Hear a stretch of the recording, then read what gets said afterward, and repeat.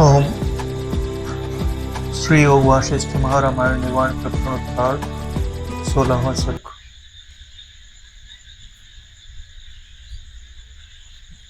भुषुंड जी के द्वारा दिए गए उपदेश का श्रवण कर विद्याधर की समाधि एवं अहम भाव की प्रशंसा से कथा के समापन का वर्णन किया गया है। भुषुंड जी ने कहा कि हे मुने, मैं इस प्रकार कह ही रहा था कि संपूर्ण दृश्य ज्ञान के शांत हो जाने पर विद्याधर समाधि में लीन हो गया।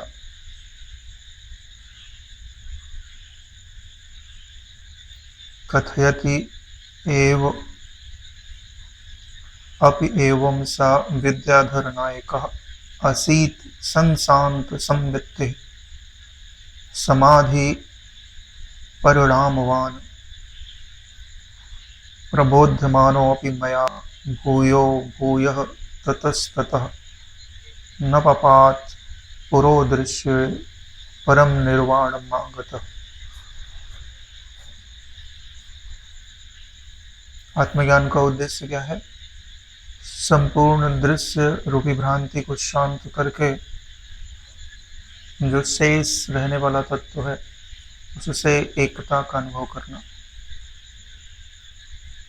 उसमें विश्रांत हो जाना,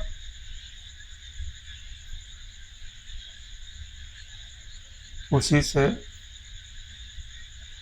सुख का अनुभव करना।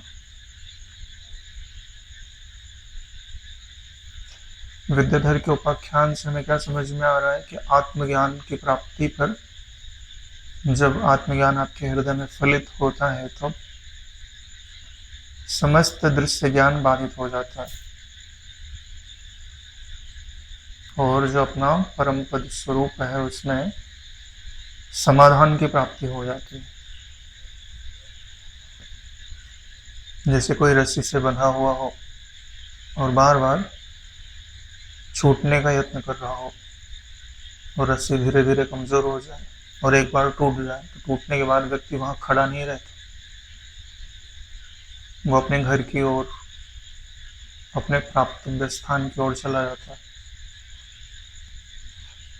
ऐसे ही जो संसार से छूटने का यत्न कर रहा है, जब उसका बंधन कट जाता है तो वो संसार के सम्मुख खड़ा नहीं रहता। जहां उसे जाना है, जो उसका उद्गम क्षेत्र है, उसमें वो निमग्न हो जाता है। जैसे किसी को समंदर के पास बांध दिया गया हो और वो प्यासा तड़प रहा हो, बंधन छुड़ाने के बाद क्या करेगा? अपनी प्यास को जाएगा ना जाकर। भाई, आपका जो मन है वो कब से पूर्ण सुख के लिए, पूर्ण शांति के लिए, पूर्ण आनंद के लिए लालायित है और माया ने उसका पांव पकड़ रखा है, उसे सुख को प्राप्त होने नहीं दे रही। जैसे छोटे बच्चों के साथ कभी खेलते हो तो कोई वस्तु छिपानी होती है उनसे, तो कभी यहाँ दिखाएंगे, कभी ऊपर उठा लेंगे, कभी इधर कर लेंगे, कभी उधर कर लेंगे। देना नहीं है उसको, क्योंकि उसके काम की नहीं है। ऐसे ही माया भी हमारे साथ कोई खेल खेल रही है। सुख को उसने अपने हाथ में, उसके प्रतिबिंब को संभाल रखा है, कभी इधर दिखाती, कभी उधर दिखाती, देती कभी नहीं। और परमात्मा ने एक नियम बनाया हुआ है, क्या कि माँ के साथ खेल खेल रहे हो तो माँ नहीं दे रही, अब पिता के पास चले जाओ, पिता की शरण ले लो। हाँ, तो जब पिता बोलेंगे तब तो उन्हें देना ही देना। जब आप सर्व साक्षी भूत, जो साक्षी चेतन है, जब आप उसकी पूर्ण शरणागति ले लेते हो, इस संसार में मेरी कुछ ना अहमता है ना कुछ ना ममता है, इनका जो प्रकाशक है मैं उसी की शरण हूँ, वही मेरा है, वही मेरा स्वरूप है, वही मेरा आत्मा है, वही मेरा गुरु है। गुरु बुद्ध्यात्मनो नान्यत्। जब ऐसा निश्चय कर लेते हो आप और उसी निश्चय पर सदैव खड़े रहते हो, बड़ी बात यह है। हम कुछ पल के लिए निश्चय तो करते हैं लेकिन उस पर हम खड़े नहीं रहते। थोड़े समय में वृत्ति आएंगी और हम उसके साथ बह जाते हैं, और जो बहता नहीं है वो अज्ञान को बहा देता है। देखो, प्रेम तो तभी शोभा पाता है जब उसके साथ तपस्या लगी हुई हो। जिस प्रेम में तप ना हो वो प्रेम थोड़े समय के बाद अपना प्रेम पना छोड़ देता है, कल्पना मात्र रह जाता है। जगत में जो लोग प्रेम का दावा करते हैं उनका प्रेम टिकता क्यों नहीं है? क्यों? क्योंकि वो प्रेम मनोवृत्तियों पर रखा हुआ है। आपको ये जान के आश्चर्य होगा कि ब्रह्म शब्द का एक अर्थ तप भी होता है। यानी ब्रह्म को पाना है तो आपके पास तप रूपी धन होना चाहिए। तप का अर्थ समझते हैं? इंद्रियों की जो स्वाभाविक गति है उसके विपरीत चलना, इसको तप बोलते हैं। इंद्रियों की स्वाभाविक गति क्या है? चैतन्य से स्फुरित होकर के फिर मन में आना, मन से इंद्रियों में जाना, इंद्रियों से विषयों में जाना, ये उनकी स्वाभाविक गति। इसका उल्टा कर दो, दृश्य से इंद्रियों में आना, इंद्रियों से मन में आना, मन से उसके प्रकाशक में चले जाना, इसी को तप बोलते हैं। और कौन व्यक्ति किस स्तर पर खड़ा है उतना ही ज्यादा वो तपस्वी होता है। जैसे विश्वामित्र जी का और वशिष्ठ जी का था। मैंने 60,000 वर्ष की तप का फल मैं आपको देता हूँ। तो उन्होंने बोला, भाई कुछ पल जो मैंने सत्संग किया है मैं उसका फल आपको देता हूँ। हाँ, तो विवाद हो गया। बोले, ये तो मेरा अपमान है। कहा मैंने 60,000 वर्ष जो है तप किया। तप किया मतलब उनकी तप निष्ठा कहाँ पे है? वो विषयों से इंद्रियों में आए और इंद्रियों से मन में आए। कुछ समय विषयों से इंद्रियों में आया है, कुछ समय से इंद्रियों से मन में स्थित है। यहीं तक उनकी सीमा है। इसका जो फल है मन से जो साक्षी चैतन्य में गया उसके फल की अपेक्षा काफी न्यून है।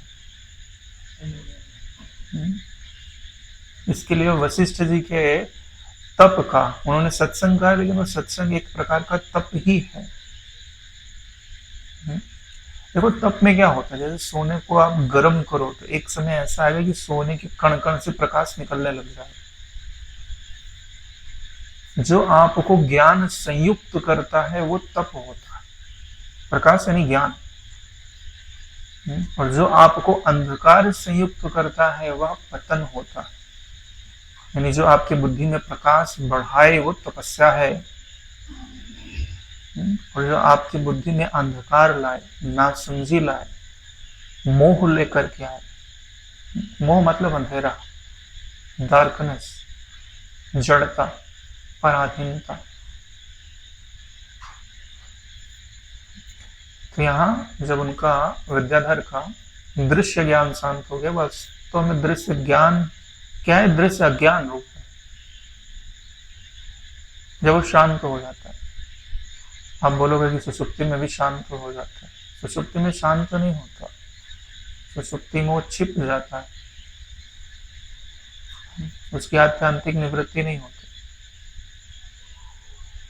फिर भी शांति का अनुभव तो होता है लेकिन वो क्षणिक है। जब दृश्य ज्ञान की आत्यांतिक निवृत्ति हो जाती है तब परम समाधि की प्राप्ति होती है।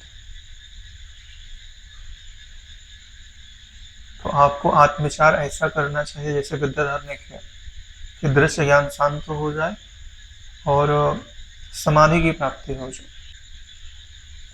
अगर समाधि की प्राप्ति नहीं हो रही तो आपने ठीक से या तो विचार नहीं किया, या तो आपने कुछ वासनाएं से सहे, या तो आप में अपने मन के विक्षेप को मिटाने की सामर्थ्य नहीं। तीनों में से कहीं ना कहीं कोई कमी है। मेरे बारंबार प्रयत्न पूर्वक जगाने पर भी परम मोक्ष पद में स्थित वह पुनः शब्द आदि विषयों की ओर नहीं गिरा। एक बार जो आत्म तत्व में स्थित हो गया वह पुनः विषयादि में, शब्द आदि विषयों में नहीं गिरता, यानी ना अपनी अहमता उनमें रखता है, ना अपनी ममता उनमें रखता है। वो वृत्तियां उससे पसार अवश्य हो सकती हैं, वो सोने के सिंहासन पर बैठा हुआ दिखाई दे सकता है, वो रमणी के गले लगते हुए भी दिखाई दे सकता है, लेकिन उसकी उनमें कुछ भी ना अहमता रहती है ना ममता रहती, कभी गिरता ही नहीं।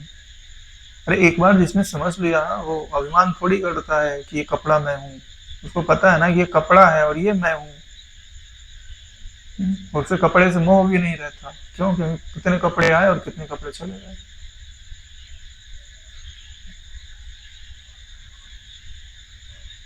वस्तुओं को अनित्य समझना चाहिए। कई लोग वस्तुओं से इतना ज्यादा जुड़ जाते हैं कि जब वस्तु को कुछ ठेस पहुंचती है ना, तो वो लोग बड़े दुखी हो जाते हैं। वस्तु का मूल्य अपने हृदय से बड़ा नहीं होना चाहिए, चाहे कोई भी वस्तु।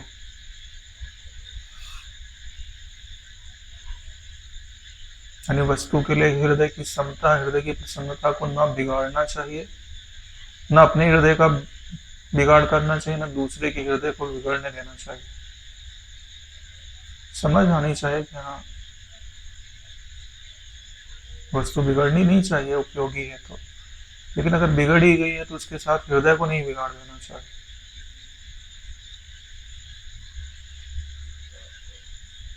नहीं तो बचा क्या? हुँ? सारे जगत को हम उपदेश देते हैं कि वस्तु नश्वर है, हुँ?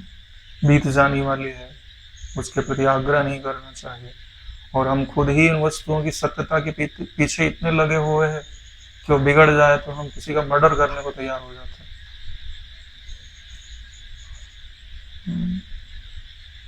ये आपके सिद्धांतों में बल तभी रहेगा जब आप उनका पालन करेंगे। अगर आप उनका पालन नहीं करते तो खोखले सिद्धांतों से कुछ नहीं होता। जैसे कहा जाता है ना कि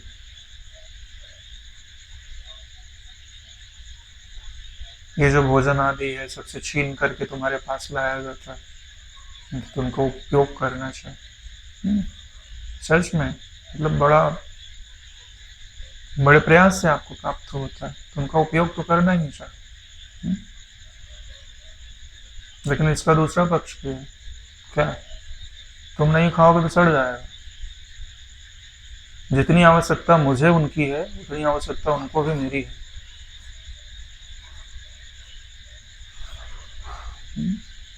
वस्तु का मूल्य नहीं आना है, आपकी उन्नति का मूल्य।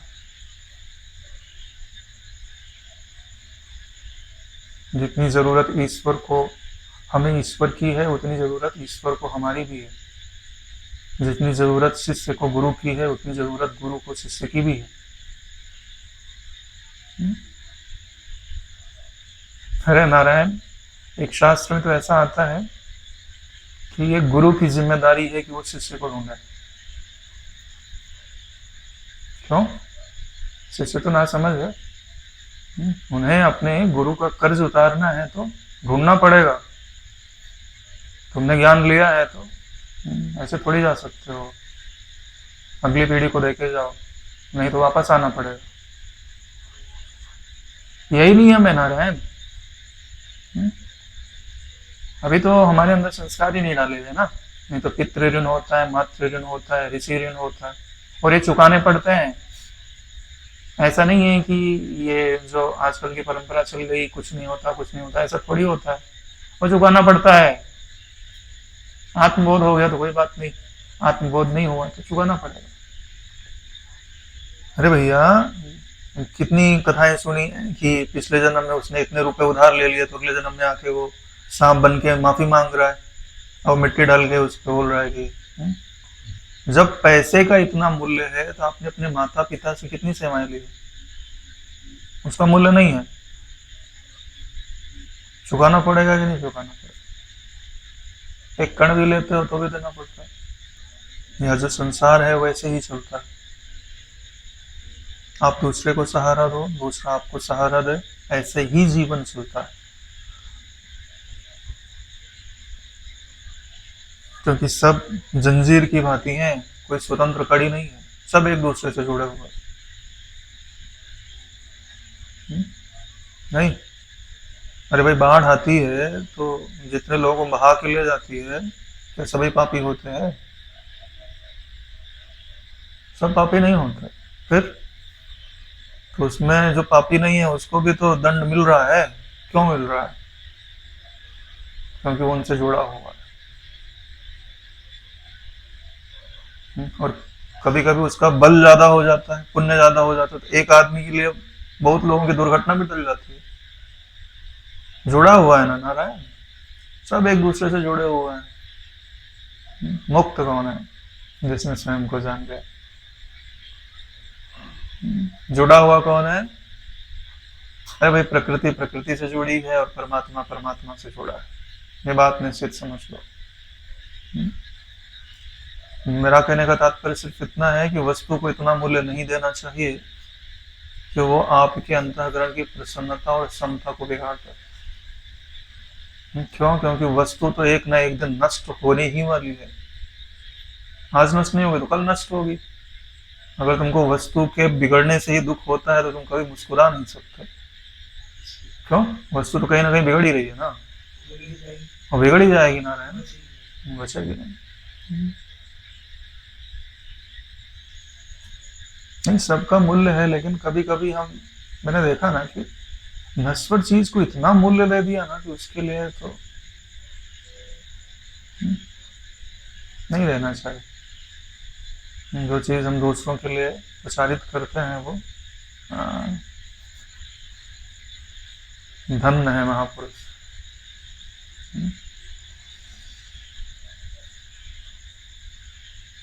ये सिद्धांत तो सिद्धांत होता है ना। यहाँ हम बैठे हैं तो पानी प्यास मिटाएगा, और अमेरिका चले जाएंगे तो पानी प्यास नहीं मिटाएगा। ऐसा थोड़ी होता है।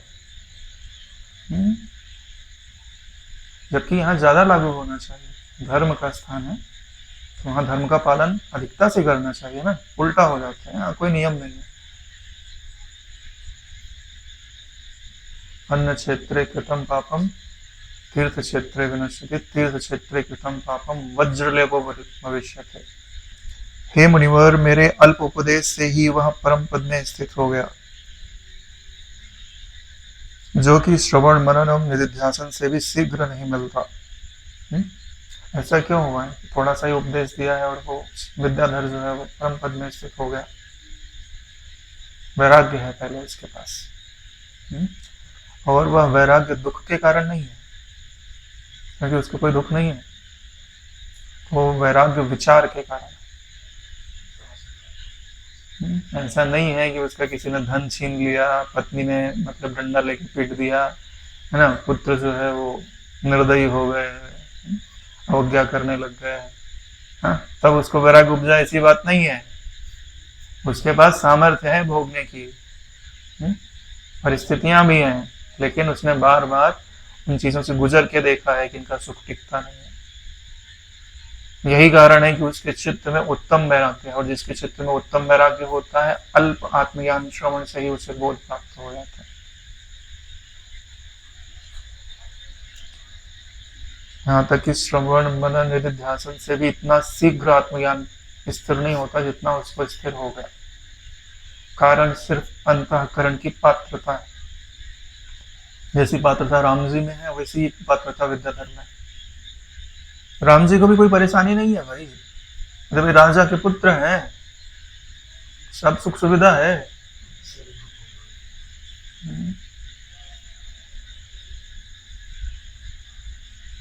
हे राम जी, मैंने तुमसे इसी कारण पहले कहा था कि निर्मल चित्त में उपदेश वैसे ही फैलता है जैसे जल में पड़ा हुआ तेल का बिंदु विस्तार को प्राप्त होता है।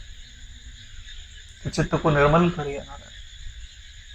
आपका चित्त निर्मल रहेगा तो आत्मज्ञान शीघ्रता से उसमें स्थिर हो जाए। अब ये बताइए कि चित्त की निर्मलता का उपाय क्या है? यानी जैसे कोई पात्र है, उसके अंदर कुछ भोजन पहले का रखा पड़ा था, वो सड़ गया, तब उस पात्र से दुर्गंध आने लग गई। अब करना क्या है आपको? जो काम उसके साथ करना है वही काम अंतःकरण के साथ भी करना है। फेंकना पड़ेगा ना, पहले जो उसके अंदर सड़ गया उसको फेंकना पड़ेगा, फिर उसको धोना पड़ेगा, ठीक है। फिर फिर राख, उसके अंदर थोड़ा पाउडर वाउडर डाल के, नहीं तो विम बार लगाओ, फिर साबुन लगाओ और फिर धुलो और फिर एक बार और धुलो, तब तो जाके। और मान लो जल गया हो तो फिर रगड़ना पड़ेगा रेत लेके। हाँ?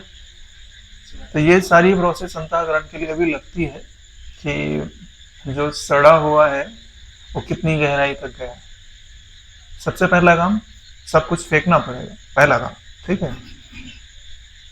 तो अंतःकरण से फेंकना क्या है, तो जितनी प्रकार की कल्पनाएं हैं सब, ना यह मैं हूं, ना यह मेरी है, और ना मुझे ये यहाँ चाहिए।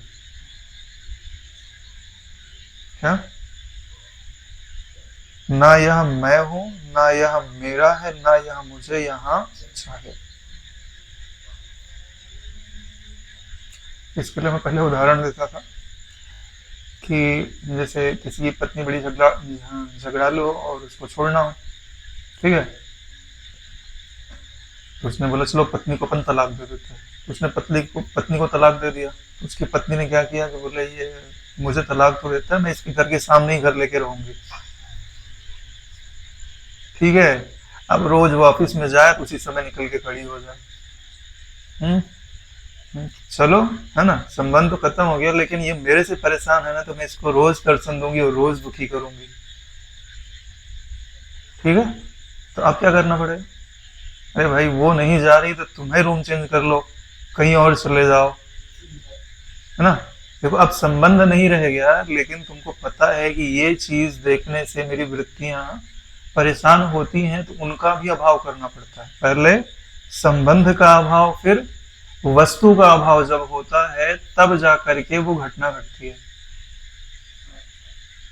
ऐसे पात्र के विषय में भी है ना, पहले उनको फेंकना है तो फेंकने पर कोई संबंध रहता है कि ये मेरा कचड़ा है। तो ये जो अंतःकरण के अंदर आपको दुखात्मक वृत्तियां दिखाई देती हैं, पहले यह बोलो ना यह मैं हूं, ना यह मेरे हैं, ना इनसे मेरे का, ना मुझे इन्हें रखना है, मैंने इनको फेंक दिया कूड़ेदान में। तो कूड़ेदान में फेंकने के पश्चात उसमें अपनी ममता नहीं रखी जाती, और फिर जितने उपाय बचते हैं उनके द्वारा अंतःकरण को मतलब इनसे निकालो, अंतःकरण से इन वृत्तियों को दूर कर दो। संबंध तो तोड़ ही दिया, अब इनको हटाओ। अब हटाने के लिए प्राणायाम का सहारा लिया जाता है, ओंकार की गुंजन का सहारा लिया जाता है, ध्यान का सहारा लिया जाता है। ये सारी चीजें ना आए, खाली कर देना अपने अंतःकरण को। फिर भी उनके संस्कार बचे रहता है, नहीं जो लगा हुआ है पात्र में चिपका हुआ है। अब क्या करना पड़ेगा, ईश्वर के प्रेम रूपी जो साबुन है या राख है उसमें लगाया जाता है और उनको मांगा जाता है। फिर क्या करते हैं, जब नीचे गंदगी है ना, ईश्वर का प्रेम हमने डाला तो दोनों ने अपना स्वभाव छोड़ दिया, ईश्वर का प्रेम उनके साथ मिल करके कुछ और ही बन गया। फिर क्या करना पड़ता है, बोले फिर पानी डालो, ना यह मैं हूं, ना यह मेरा है, उसको भी धुलो।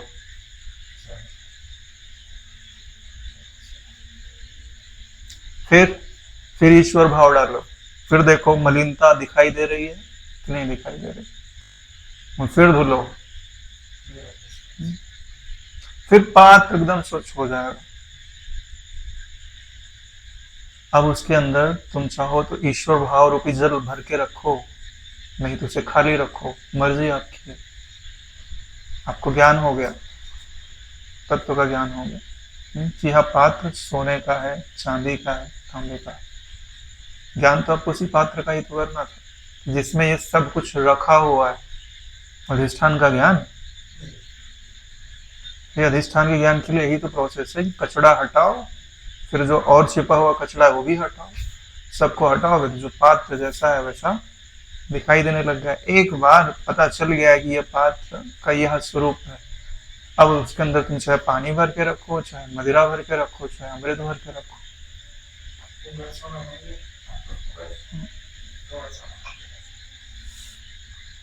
हाँ तो फिर मदिरा क्यों रखने का, अमृत क्यों ना रखा जाए।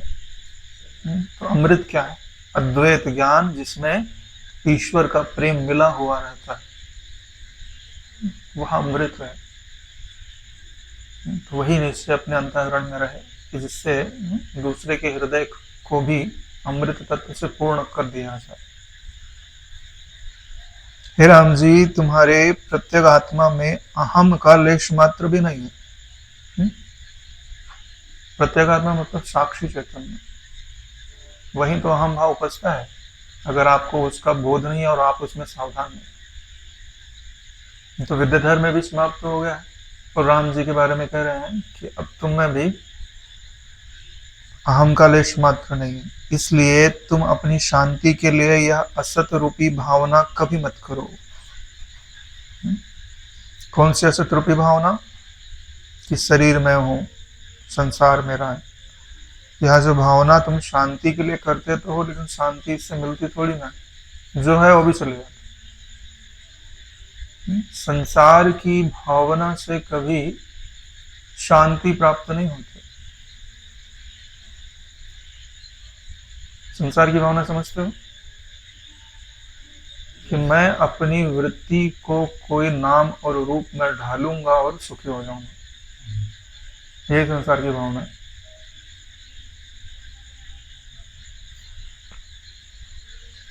यही मेरा सार संग्रहभूत परम उत्तम उपदेश है और कुछ नहीं है।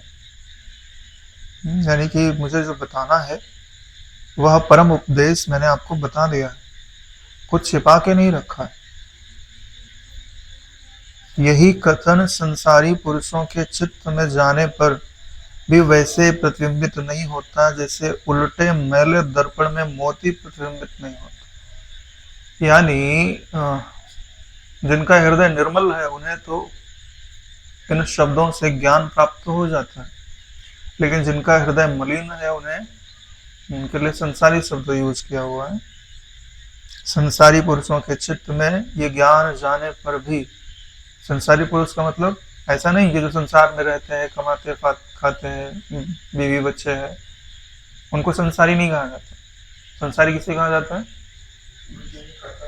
हाँ, बुद्धि के अंदर जिनके देह के प्रति ममता है, अहंता है, कर्तृत्व बुद्धि है, भोक्तृत्व बुद्धि है, उन्हें संसारी कहा जाता। क्योंकि भाई संसार में तो सभी रहते हैं ना, तो सभी संसारी होने चाहिए। सब संसार में रहते हैं, लेकिन जिनके भीतर संसार नहीं रहता वो असंसार। नाव तो सब पानी में ही रहेगी ना, बालू पे थोड़ी ना रहेगी। यही उपदेश विवेकी शांत चित्त पुरुष में प्रविष्ट होकर मोहादि वनों को जलाने हेतु ज्ञान अग्नि को ऐसे उत्पन्न करता है जैसे सूर्यकांत मणि में सूर्य की किरणें प्रविष्ट होकर अग्नि की लपटें उत्पन्न कर देते हैं। सूर्यकांत मणि होते हैं, सूर्य की किरणें जैसे चमकने लगती है, एकदम ऐसे लगेगा कि अग्नि जल रही है वहां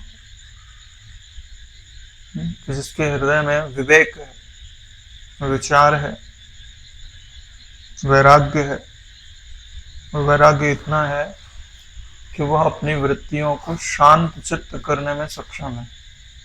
वैराग्य क्यों बोला जाता है? कि आप अपने चित्त को शांत करने में सक्षम हो जाओ। वैराग्य का यही उपयोग। क्यों? क्योंकि जहां राग रहेगा वहां वृत्ति बनती रहेगी ना नारायण। देखो, ईश्वर से प्रेम जो है वो उन्नत क्यों करता है? क्योंकि ईश्वर से जो प्रेम होता है वो आपको शांत करता है। संसार से प्रेम आपको अशांत करता है। उदाहरण देके बताएं, आप किसी सुंदर स्त्री से प्रेम करते हो तो क्या करना पड़ेगा भाई? उसके लिए धन भी चाहिए, घर भी चाहिए, बाल बच्चे होंगे तो उनका भी तो देखना पड़ेगा, तो पैसा कमाना पड़ेगा। तो पैसे कमाने के लिए अंतर्मुख हुआ जाता है कि बहिर्मुख हुआ जाता है? हाँ, तो उसके परिवार को भी देखना पड़ेगा। लड़ाई हो गया, इधर झगड़ा हो गया, उधर वो हो गया, उधर वो हो गया। तो संसार का जो प्रेम है उसने आपको बहिर्मुख किया ना। अब उल्टा करता है, आपको भगवान कृष्ण से प्रेम हो गया तो आप क्या करोगे? बोले जप करता है, ध्यान करता है, एकदम गहरे खो जाते, तभी तो परमात्मा दर्शन देंगे।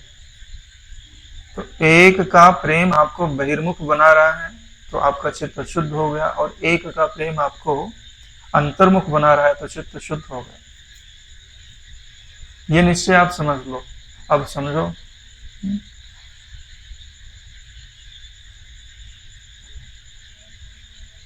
इतना ही तो अंतर है, और क्या अंतर? प्रेम तो प्रेम है ना नारायण। एक आपको कर्तृत्व में लेके जा रहा है और एक आपको अकर्तृत्व में विश्राम दिला रहा है। प्रेम और वासना में यही से अंतर हो जाता है। जब पहले पहल भावना जगती है तो प्रेम ही होती है, तभी तो लोग जान देने को तैयार हो जाते हैं, प्राण निछावर करने को तैयार है।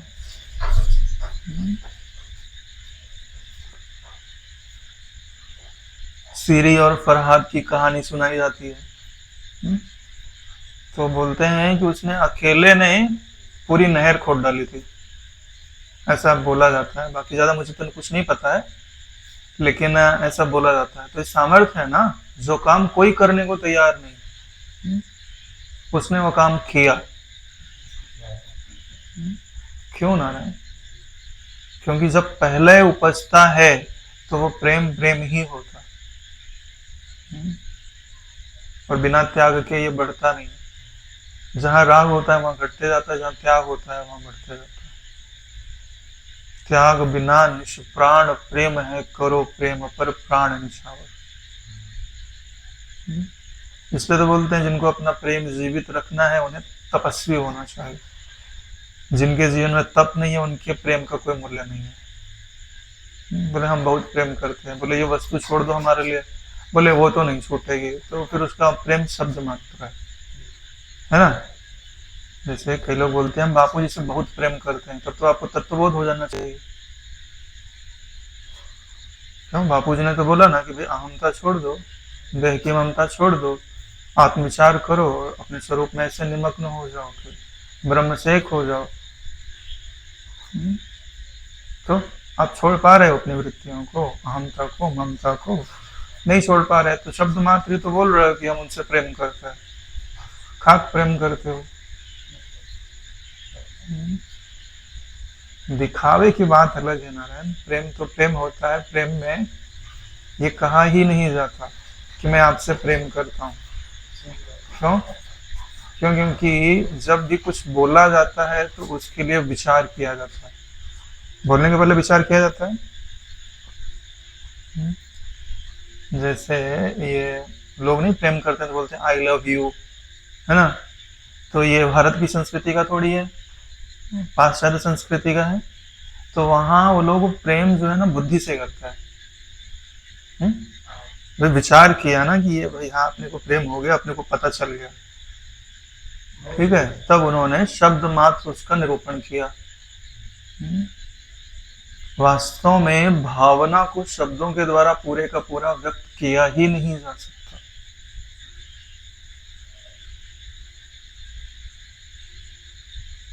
और वास्तव में अगर ठीक से प्रेम शब्द की व्याख्या की जाए तो प्रेम केवल अस्तित्व से हो सकता है। प्रेम केवल अस्तित्व से हो सकता है, आभास से नहीं हो सकता। आपको मेरी बात माननी पड़ेगी, चाहे आज मानो चाहे कल मानो। आभास तो बीत जाएगा ना, बदल जाएगा ना। तो फिर क्या आप किसी को ऐसा प्रेम करना चाहते हो जो एक दिन रहे अगले दिन नष्ट हो जाए? पूछ के देखो अपने हृदय से, कोई तैयार नहीं होगा कि मैं किसी को एक दिन प्रेम करूं और फिर अगले दिन वो मेरा शत्रु हो जाए। नहीं, आप प्रेम करना चाहोगे तो किससे? जो बदले नहीं ना नारायण, तो बदलता कौन नहीं है, अस्तित्व तो नहीं बदलता। आप जानते नहीं हो ना, इसीलिए नाम और रूप में उलझ जाते हो। आप कभी भी नाम और रूप से प्रेम करते ही नहीं हो। नाम और रूप में जो सुंदरता उत्पादित करता है आप उससे प्रेम करते हो। आप सुंदरता से प्रेम करते हो, नाम रूप से तो प्रेम करते ही नहीं। नाम रूप तो सबके पास है, और सुंदरता वस्तु क्या है? सुंदरता परमात्मा का रस है जो किसी भी चीज के द्वारा व्यक्त हो सकता है। आकृति से भी व्यक्त हो सकता है, शब्द से भी व्यक्त हो सकता है, स्पर्श से भी व्यक्त हो सकता है, स्वाद से भी व्यक्त हो सकता है, और इन सब के अभाव में भी व्यक्त हो सकता है। सुंदर परम आनंद घन निज आत्म को नहीं जानता, भी सुंदर वही है।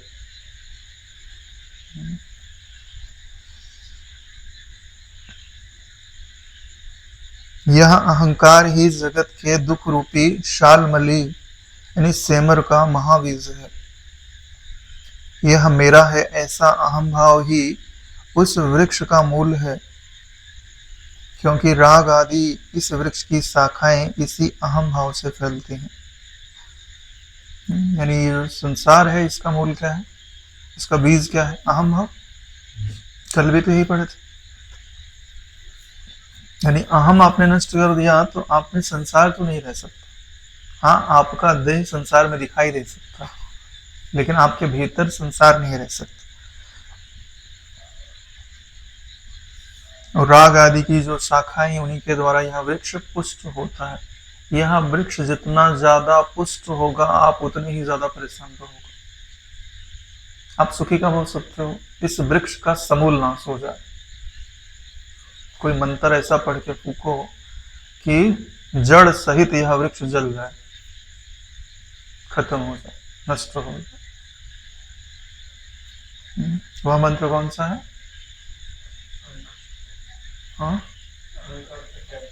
हाँ, जिस अहंकार का इतना बोलबाला है, विचार करके देख लेना कि उसका तो अस्तित्व ही नहीं है, सिर्फ भावना मात्र ही अहंकार है। जैसे नहीं, बच्चे नहीं डर जाते परछाई को देख के, जबकि वो वृक्ष की परछाई और हवा के कारण हिल डुल रही है। तो बच्चे ने क्या भावना कर ली, ये पिशाच है, प्रेत है। तो उस भावना के कारण वो दुखी है, क्या बोलते हैं, कभी कभी बेहोश भी हो जाते, ज्यादा भय हो जाए तो प्राण आदि भी जा सकता है। तो प्राण किसने लिए? पिशाच ने। पिशाच की भावना ने प्राण लिया।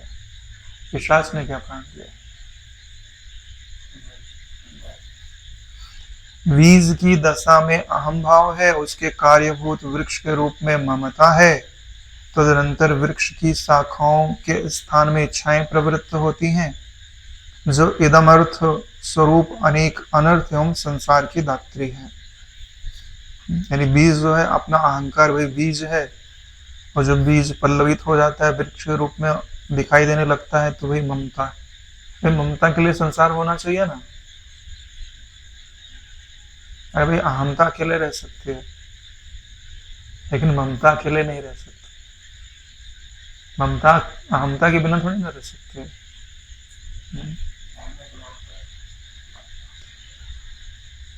और ममता जो है अपने साथ इच्छाओं को लेकर के आती है। भाई जिससे प्रेम है वो शांति के लिए थोड़ी ना प्रेम करता है। संसार का जो प्रेम होता है वो एक इच्छाएं, दूसरी इच्छाएं, तीसरी इच्छाएं चालू ही रहेंगे, फैलते ही रहेंगे। और यही सब जो इदम अर्थ है, इदम के साथ जुड़ करके जो आपके हृदय में भाव उपजते हैं, उन्हें इदम अर्थ कहा जाता है। एक होता है इदम अर्थ, एक होता है अहम अर्थ। जिन्होंने वेदांत तो बहुत पढ़ा होगा उन्हें पता होगा। तो यही अनेक अनर्थों की जन्मदात्र है।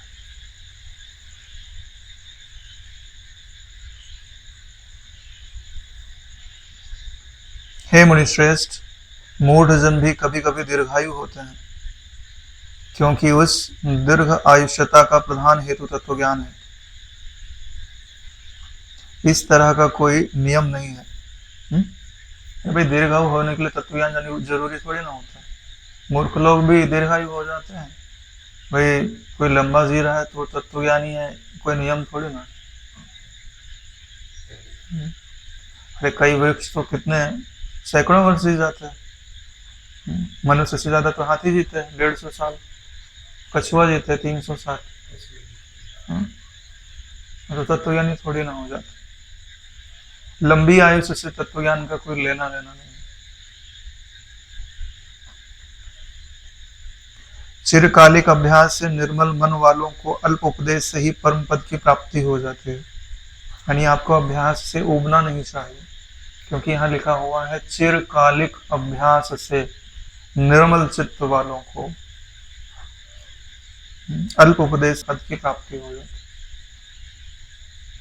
अब कोई ये बोले कि भाई जब थोड़े ही उपदेश की जरूरत है तो अभी श्रवण मनन निधिध्यासन में समय क्यों लगाना, है ना, अंतःकरण को ही मांझे डाले अपन, घिस डाले। तो नारायण यह जो तत्व ज्ञान का श्रवण मनन निधिध्यासन है, यह भी अंतःकरण को सबसे तेजी से शुद्ध करता है। नहीं ज्ञानेन सदृशम पवित्रमिह विद्यते। सबसे पवित्र तो ज्ञान है ना नारायण।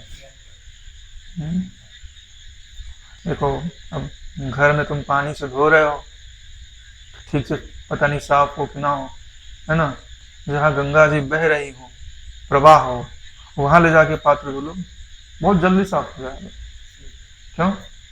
क्योंकि उसका प्रवाह तो अपने आप कचरा हटाने लगता है नारायण। यहाँ तो तुम धुलो कहीं रह जाए, लेकिन वहां डाल दो तो देखा नहीं, नदी के अंदर जो पत्थर होते हैं वो गोले गोले निकलते हैं। बहाव में ताकत कितनी है, नुकीले पत्थरों को भी वो गोल मटोल बना देते हैं। हाँ, तुम्हारा पात्र साफ कर दे तो क्या आश्चर्य है।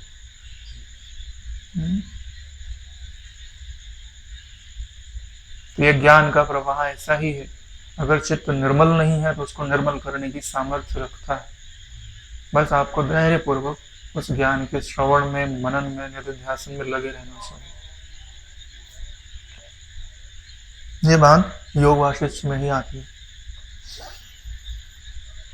वशिष्ठ जी ने कहा, हे राम जी, मुझसे इतना कहकर श्री भुषुंड जी ऐसे मौन हो गए जैसे ऋषमुख पर्वत पर मेघ मौन हो जाता। तदनंतर मैं भुषुंड जी से आज्ञा पाकर उस विद्याधर के निकट उक्त संवाद विषयक ज्ञान पाने हेतु चला गया और सारी बातें जानकर अपने आश्रम में आ गया। वशिष्ठ जी भी देखो, है ना, बोले अब क्या पता कुछ छोड़ दिया हो भुषुंड जी ने बताने पर, तो विद्याधर के पास जाकर के एक बार और पूछ लेता है। अरे भैया, ये जो तत्वज्ञ लोग होते हैं ना, इनका संग दुर्लभ होता है। अगर आपको मिल रहा है तो प्रयत्न पूर्वक है, इनसे सुन लिया तो क्या पेट भर गया, उनको पता है तो उनसे भी पूछ लो, उनको पता है उनसे भी पूछ लो। ऐसे और करना क्या है इस जगत में आपको। तत्वज्ञ लोग तो ऐसे होते हैं जैसे वट वृक्ष है। वट वृक्ष को अपने आहार के लिए कहीं जाना वाना नहीं पड़ता। पानी भी नीचे से मिल रहा है, रोशनी भी दे रहा है, ईश्वर सब कुछ दे रहा है। क्यों? क्योंकि वो पूर्ण शरणागत है। अगर नहीं देगा तो वही सूख जाएगा, कहीं जाएगा थोड़ी ना। तत्वों के लोग भी ऐसे होते हैं, पूरा समर्पित उसी ईश्वर के प्रति, उसी सत्ता के प्रति। तो सब चल के उनके पास आता है। जैसे अभी तुमको चल के वस्तुओं के पास जाना पड़ता है ना, वैसे वस्तुएं चल के उनके पास आया करती हैं।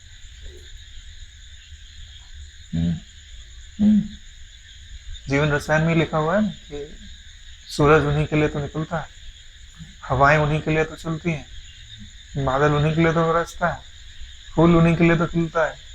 पूरी प्रकृति किसकी सेवा कर रही है? जो प्रकृति के अधिष्ठान से अपनी एकता का अनुभव करता है, कभी शांत भाव से परमात्मा वृत्ति को धारण करके चलो, आपको महसूस होगा ये पूरी प्रकृति आपसे प्रेम कर रही है।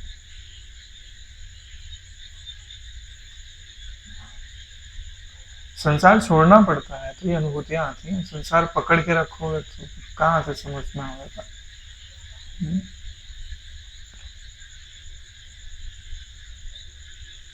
हे राम जी, जो कथा मैंने तुमसे कही वह और मुक्तात्मा श्री भुषुंड जी के समागम को इस कल्प के 11 दिव्य युग व्यतीत हो चुके हैं।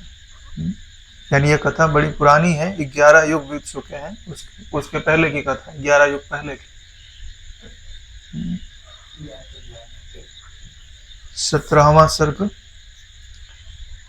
वशिष्ठ जी ने कहा कि हे राम जी, अन अहम भाव स्वरूप ज्ञान का उदय होने पर संपूर्ण इच्छाओं का अंतःकरण में ही शमन हो जाता है। अन अहम भाव स्वरूप ज्ञान का उदय होने पर, यानी मुझमें अहंकार संभव नहीं है, ऐसे ज्ञान का उदय होने पर। भाई जितना भी अहम भाव स्फुरित होगा वो आपका प्रकाश से होगा ना, आप उसको जानते हो ना, तो वो आप तो हो नहीं। इसी को क्या बोलते हैं? अनहम भाव।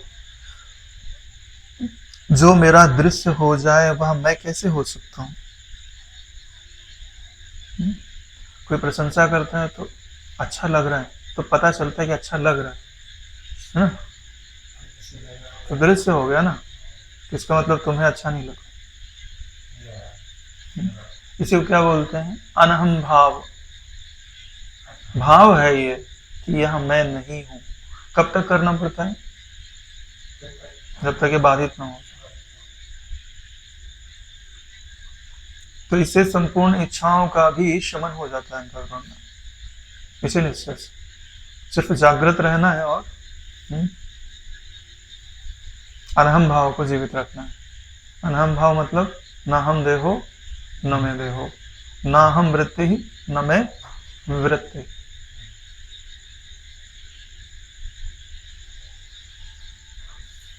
इस अनहम भाव का अभ्यासी पुरुष समदृष्टि प्राप्त कर समस्त सांसारिक व्यथाओं से रहित होकर कभी शोक नहीं करता। अभ्यास करना है इसका अनहम भाव का।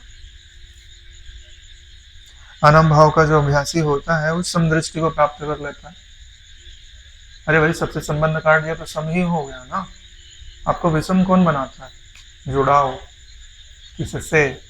इदम से।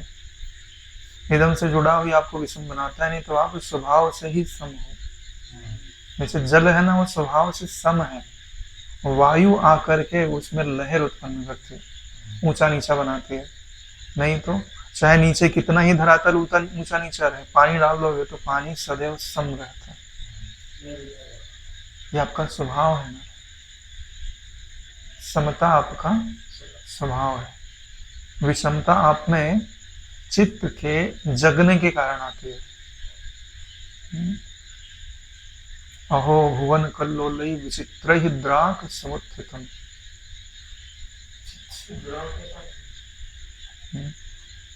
चित्त रूपी वायु चलती है तभी तो त्रिलोकी रूपी लहरें दिखाई देती हैं। श्रवण आदि के अभ्यास से यंत्र पेटारी से उत्पन्न अग्नि ज्वाला के समान ब्रह्म ज्ञान के बल से प्रक्षेपित अहमता रूपी पत्थर शीघ्र ही ना जाने कहां जाकर गिरता है। जैसे गुलेल नहीं होता, गुलेल के द्वारा पत्थर को लगा कर फेंक देता है। कोई आंख बंद करके फेंके तो ढूंढे कहाँ गया पत्थर, तो कहाँ मिलेगा। ऐसे ही अहमता कोई उपयोगी वस्तु थोड़ी ना है। हाँ, गुलेल पे चढ़ाया, हाँ, ना यह मैं हूं ना यह मेरा है, जाके तो दूर कहीं गिर। गुलेल से फेंकने का क्या अर्थ होता है? भैया तुम रहो भी मत इधर, तुम निकल जाओ, दूर फेंक देना। और दूर फेंकने के लिए यौगिक कलाओं का उपयोग किया जाता है।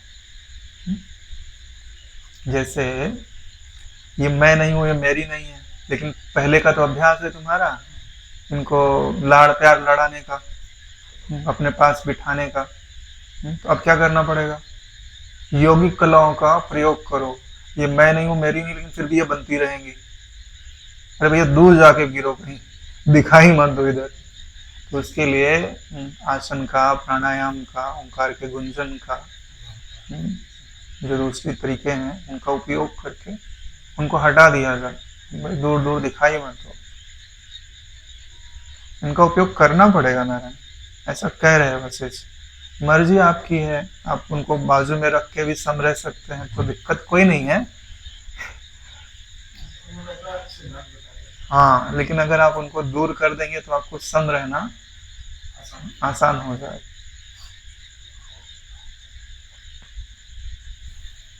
प्रमाता रूपी पेटारी से उत्पन्न ब्रह्म रूपी बलवान द्वारा प्रक्षेपित देह यंत्र रूपी यह पाषाण शीघ्र ही ना जाने कहां चला जाता है। हम्म। गुलेल से फेंकने का क्या अर्थ होता है? भैया तुम रहो भी मत इधर, तुम निकल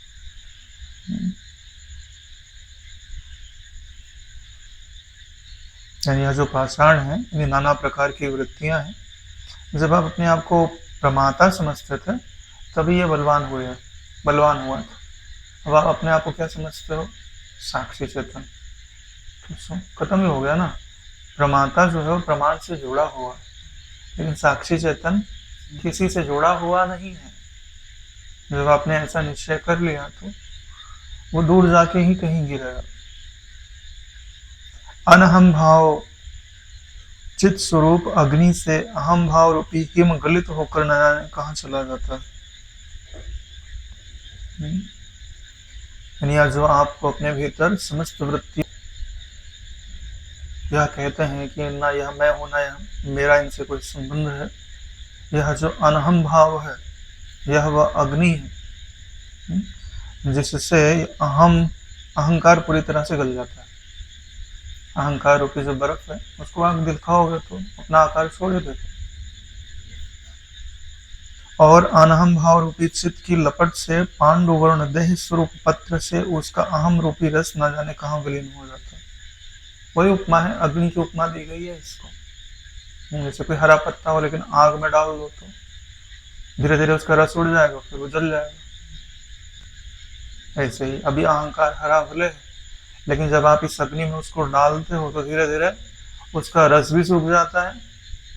उसका रस क्या है? नाना प्रकार की इच्छाएं, वासना। यही उस पत्ते में रस। वो पहले सूखेगा फिर पत्ता जल जाएगा। अनहम भाव रूपी सूर्य की रश्मियों द्वारा पिया गया अहमता रूपी रस अपने पूर्व आकार ब्रह्म रूपत्व को प्राप्त हो जाता। यानी अनहम भाव को अगर आप धारण करोगे तो देर सवेर ब्रह्मत्व में स्थिर अवश्य हो जाओगे। अनहम भाव पक्का हो गया ना? हाँ। ना हम देहो न मैं देहो, जीवो ना हम अहम विचित,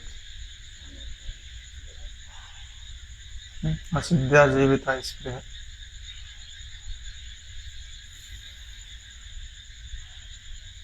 ज्ञान के अभाव में तो कहीं भी किसी भी दशा में अवस्थित शरीर रूपी वट बीज में अहम भाव स्वरूप नया अहंकार सर्वथा उत्पन्न ही है।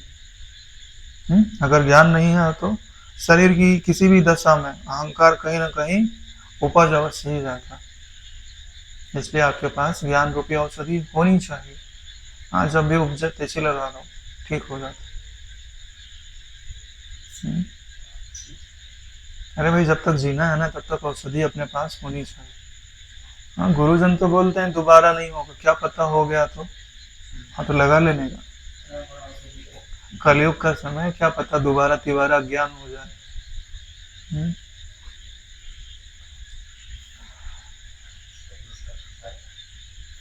होता नहीं है, बात बता रहा हूँ।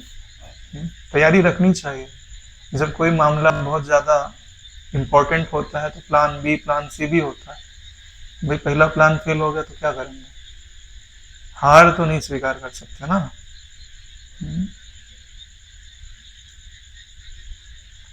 जो शीघ्र सर्वत्र संव्याप्त हो जाने वाली इस जगत रूपी शाखाओं को विस्तार देता है, यानी जगत रूपी शाखाओं को अहंकार ही विस्तार देता है। हे राम जी, अहमता रूपी बट बीज के अंदर देह रूपी महान वृक्ष स्थित रहकर यत्र तत्र जगत रूपी शाखाओं को वृहद रूप में विस्तार देता है। यानी बीज जो है वो अहमता है और वृक्ष जो है वो देह है।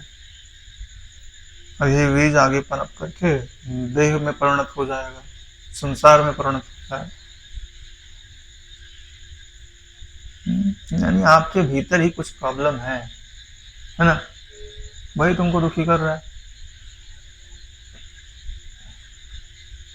खंडानंद जी बोला करते, तुम्हारे भीतर ही एक ऐसी मशीन है जो दुख बना रही है, जो चिंता बना रही है, जो शोक बना रही है। ये सब बाहर से नहीं आता, तुम्हारे भीतर ही तुमने एक ऐसी फैक्ट्री लगा रखी है जहाँ ये सारी दुर्गंध बन रही है। पता करो और उस मैन्युफैक्चर को बंद करो, वो आपके लिए उपयोगी नहीं है। ऐसा वो बोला करते। क्योंकि देखिए बाहर की परिस्थितियों पे तो अपना उतना नियंत्रण नहीं है ना, जितना नियंत्रण है उतना तो आप कर ही लेते हो। भाई कांटा पड़ा है तो पाँव तो नहीं रखते ना उसके ऊपर। वहां तो आप चतुराई दिखा ही लेते हो, परेशानी तो आप वहां पे होती जहां आप कर नहीं पा रहे। भाई संसार में कोई जानबूझ के दुखी थोड़ी होता है। किसने भाई बहुत मेहनत से पैसा कमाया हो लेके आग में थोड़ी ना डालता है। वो भी तो चाहता है कि मेरा पैसा बचा रहे, ठीक से उपयोग करूं, मैं स्वस्थ रहूं, मेरा परिवार स्वस्थ रहे, दूसरे लोग स्वस्थ रहे। इतना तो सभी चाहते हैं, वैसा यत्न भी करते हैं, फिर भी दुखी होते हैं। इसका मतलब है कि बाहर से प्रयास तो कर रहे हैं फिर भी दुखी है। तो इसका मतलब है कि दुख कहीं तुम्हारे भीतर ही बन रहा है।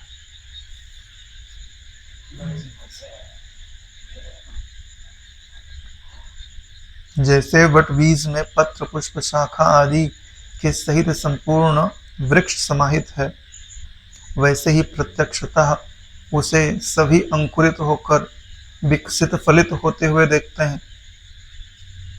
वैसे ही अहमता की सूक्ष्म बीज में समस्त दृश्य वृत्तियां सहित यह देह अवस्थित है। आपने सुना होगा कि चित्त के अंदर सब स्थित है। आज समझ में आ रहा है कि अहमता के अंदर सब कुछ स्थित है, क्योंकि बिना चित्त के तो अहमता हो ही नहीं सकती ना। जब चित्त होगा तब तो अहमता होगी। अरे स्फुरन होगा ज्ञान का तब तो अहंकार करोगे। सुसुप्ति में कोई अहंकार थोड़ी ना करता है। ज्ञानियों ने भी इसका सूक्ष्म अवलोकन किया है।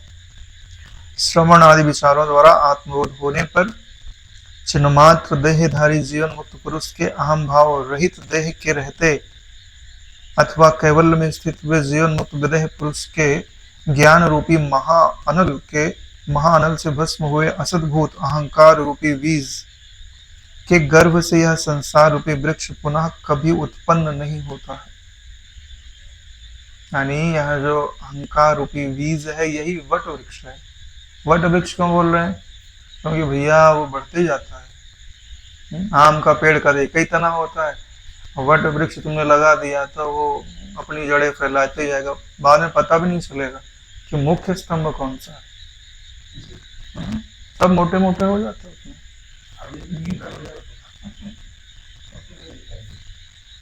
इसलिए वट वृक्ष कहा जाता है, क्योंकि अहमता फिर धीरे धीरे इतनी जड़ें बढ़ा देती है कि उसको शीघ्रता से नष्ट ही नहीं किया जा सकता। प्रारंभ में उसको नष्ट कर दो तो अच्छी बात है, ज्यादा जड़ें बढ़ा ली तो फिर बहुत ही ज्यादा प्रयास करना पड़ेगा। हाँ, लेकिन अगर आपने इसको ज्ञान रूपी अग्नि के द्वारा जला डाला है तो यह पुनः उत्पन्न नहीं होता, क्योंकि अगर अपने ऊपर से काट दिया है तो नीचे जड़ है तो उत्पन्न हो सकता है, लेकिन अगर आपने उसको जला दिया है तो उत्पन्न नहीं हो सकता। जिन्होंने ज्ञान का विचार ना करके केवल बाह्य वृत्तियों का निरोध भर किया है, वो लोगों ने उनका अंग काटा है। आज नहीं तो कल फिर पनपेगा। चित्त वृत्ति का निरोध चित्त का अंग काटता है, चित्त को बाधित नहीं करता। क्योंकि योग चित्त वृत्ति निरोधा, योग चित्त निरोधा नहीं होता। चित्त का जो निरुद्ध होना है वह ज्ञान में होता है, योग में तो चित्त वृत्ति का निरोध होता है। यह बात समझ लेना आवश्यक है। चित्त का निरोध कैसे होता है? हाँ, ज्ञान से कैसे होता है? किस विचार के द्वारा होता है?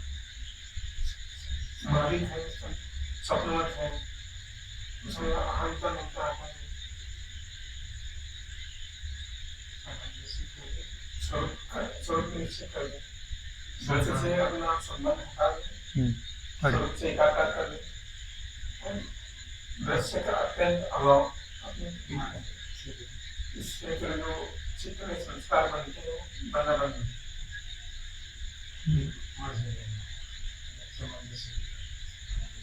चित्त को निरुद्ध करने का अर्थ है कि चित्त में से चित्त निकाल देना। चित्त को निकाल दिया तो चित्त धराशायी हो जाता है। चित्त क्या है? चित्त हो तुम, अपने आप को अलग कर पाओ। जैसे ही आप चित्त में से अपने आप को अलग करते हो, वैसे ही चित्त निरुद्ध हो जाता है ना? ऐसा ही तो है।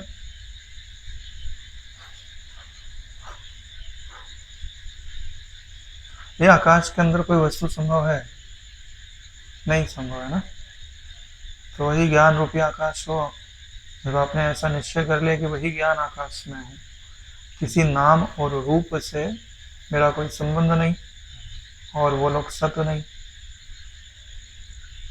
तो आपका जो अपने प्रति दृढ़ निश्चय है, वही चित्त को आज नहीं तो कल निरुद्ध कर देता है। चित्त वृत्ति को नहीं, चित्त को ही निरुद्ध कर देता है। चित्त को निरुद्ध करने का, निरुद्ध शब्द मैंने जोड़ा, तो चित्त बाधित होता है। निरुद्ध तो मैंने इसलिए बोल दिया कि वही शब्द कंटिन्यू हो रहा है, तो यहाँ पे भी उसको प्रयोग में ला दिया जाता है। बाधित समझते हो ना? तीनों कालों में अभाव, आत्यांतिक अभाव का नाम ही बाधित होना है। हाँ, असत, किसी वस्तु का की असत्ता का निश्चय हो जाना ही उस वस्तु का बाधित होना है।